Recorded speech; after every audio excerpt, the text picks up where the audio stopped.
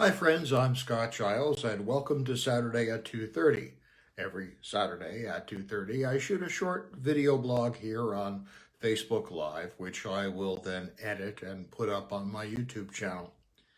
Now, I'm a consulting hypnotist, I'm a life coach, and I'm a clergyman. And so these talks always orbit around some aspect of life coaching, the hypnotic arts and sciences, or spirituality or philosophy. And I do have, in fact, 2 degrees in philosophy. This week, I want to talk about the ancient Greek philosophy of Stoicism. Now, this is actually part of a series. Last week, I talked about the ancient philosophy called skepticism, and the week before that, Epicureanism. Next week, I'm going to put all 3 of these videos together and explain why Stoicism is kind of the rich philosophy that encompasses the best of the insights of all 3. Now, in our time, we misunderstand the meaning of the word Stoic. It means in our common language, emotionless. That has nothing to do with what the rich philosophical tradition of Stoicism is actually about. Stoicism as a life philosophy is about the pursuit of the good life, becoming a better version of yourself, finding a way to self-mastery. It's really compatible for the work that I do here because my very practice motto is take control of your life through the power of your mind, self-mastery. And hypnosis is a great tool for doing that. So hypnotism is actually compatible with this life philosophy as well.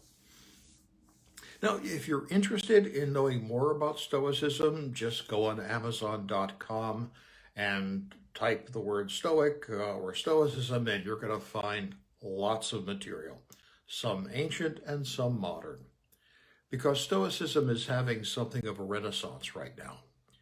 There are 2 guys, Ryan Holiday and Stephen Hanselman, who have actually created a website called the Daily Stoic.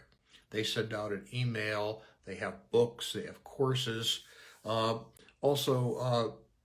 There's an excellent book called the Little Book of Stoicism, which for all that by Jonas Stausgatter, that actually is a very rich appropriation of the Stoic tradition and has a slightly different line than the Daily Stoic does.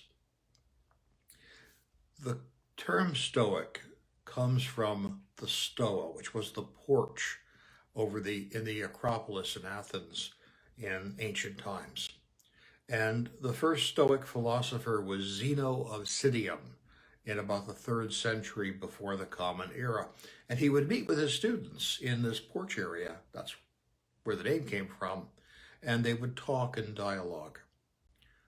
Always, Zeno was talking about the pursuit of virtue, which he meant self-control, courage, justice, and wisdom.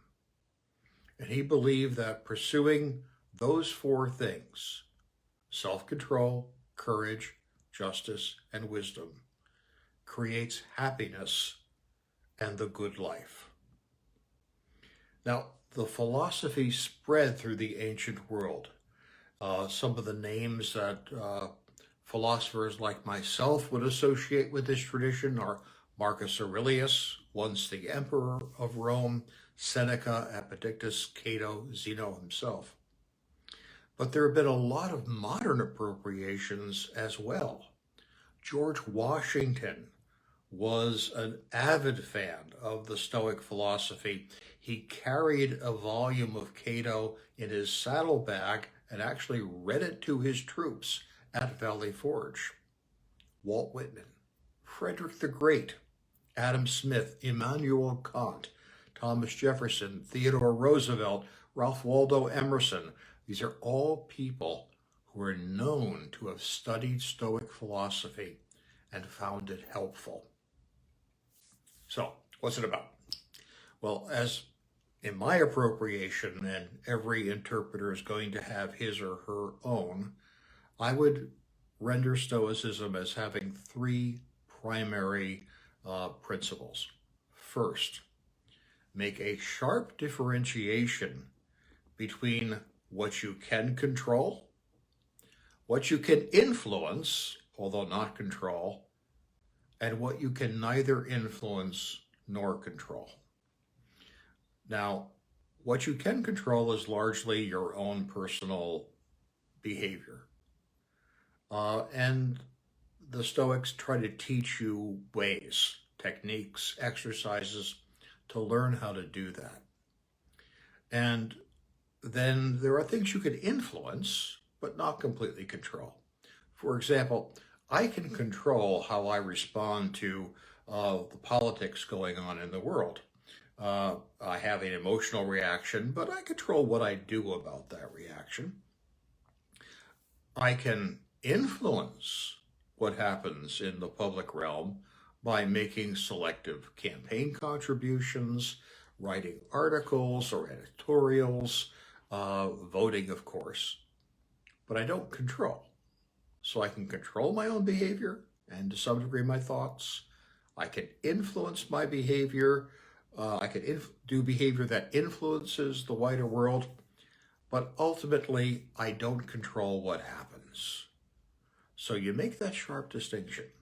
What you can control, what you can't control but can influence, and then what you can neither control nor influence.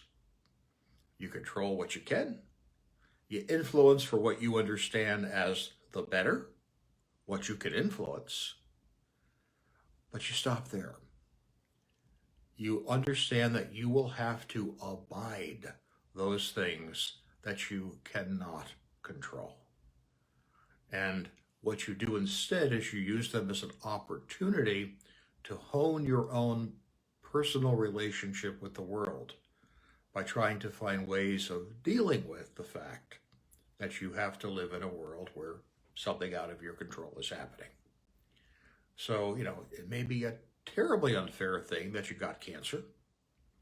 You didn't control it, or you may have done some things with your lifestyle that influenced the possibility of your coming down with cancer. But once you got it, you got it. You can't do anything about that. You can't wish it away. So how can you live a good and effective life despite the fact that you have cancer? If you lose a loved one to death, that's really tragic. And bereavement is real. But still, you can't do anything about the fact that you lost your loved one. So how can you use this time of bereavement to become a better version of yourself, to cultivate your own positive response to the loss so that it becomes an opportunity for you to become a wiser, a person of vaster spirit than you were before. So that's the first principle. Make that sharp differentiation. Control what you can, influence what you want to, and don't beat yourself up trying to control the uncontrollable, because that's a fool's errand. Some of you know the Serenity Prayer of Reinhold Niebuhr, and I've talked about this before. God grant me the serenity to accept the things I cannot change, the courage to change the things I can, and the wisdom to know the difference. That's intrinsically a Stoic principle. Now, the second aspect of Stoicism that I find so fascinating is always try to respond to what happens instead of reacting to it. Reacting is when something happens and you immediately do something with your behavior. Someone yells at you, you yell back, or you get into a fight. Or never ever do that, the Stoics would say. Take what I often call the sacred pause. And then ask yourself, okay, what can I do about what just happened in a way that serves me well? And I find that the difference between reacting and responding is about 10 seconds if I let myself have that sacred pause.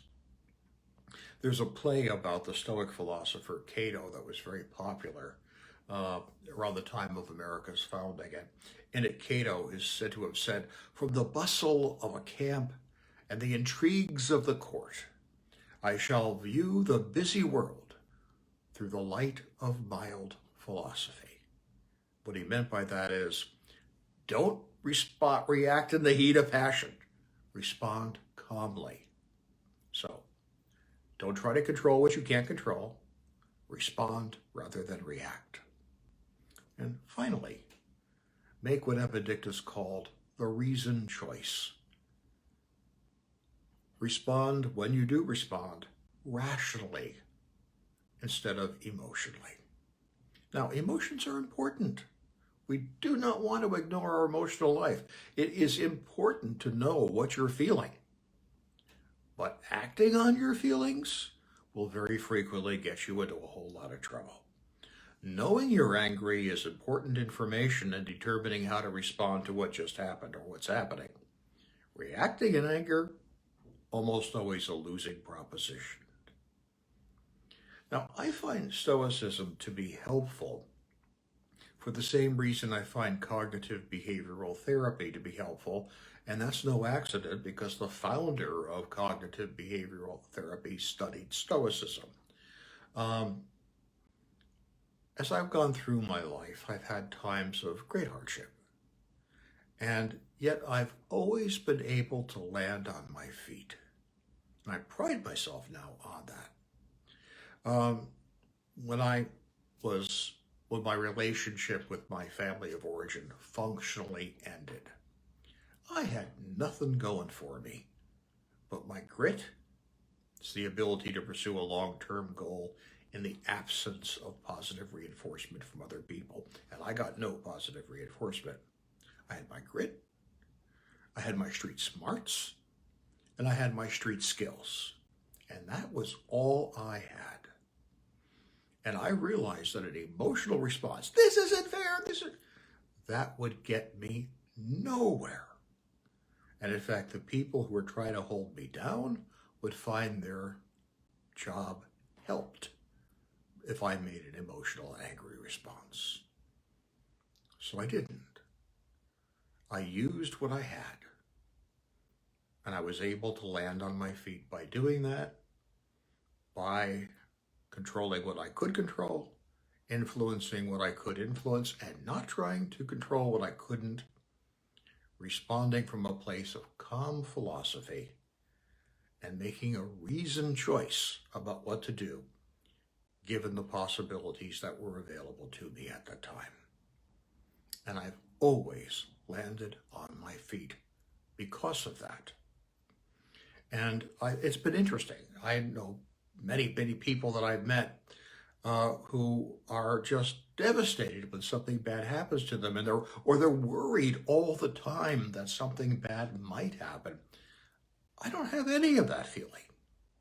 I don't have it because I know that I will always have the most important thing, my ability to make a reasoned choice about what to do. No matter what bad thing happens to me, I will retain that. I can control that. And it will bring me out in a good place, and I will land on my feet like I always have. And this has given me, in the long term, a confidence that I am very, very pleased to have. So that's the core of Stoicism. Next week, I will be talking about putting these three philosophies together: Stoicism, Epicureanism, and skepticism. They all overlap. And then I'm actually going to, in February of 2021, I'll actually be doing a sermon on the whole notion of responding from a place of mild philosophy. And I'll probably then take those videos and that sermon and put them together in some sort of a package that I'll make available on my website. So thank you for your time and attention. I'll be back next Saturday talking about the integration of these three ancient philosophies. And I hope you'll tune in if you're interested. If I can be of help to you as a life coach, as a hypnotist, please feel free to reach out. And if you're watching this on social media, please feel free to like, share, and respond. It does help me if you share my videos, so please do that. Take care, stay well, and stay safe.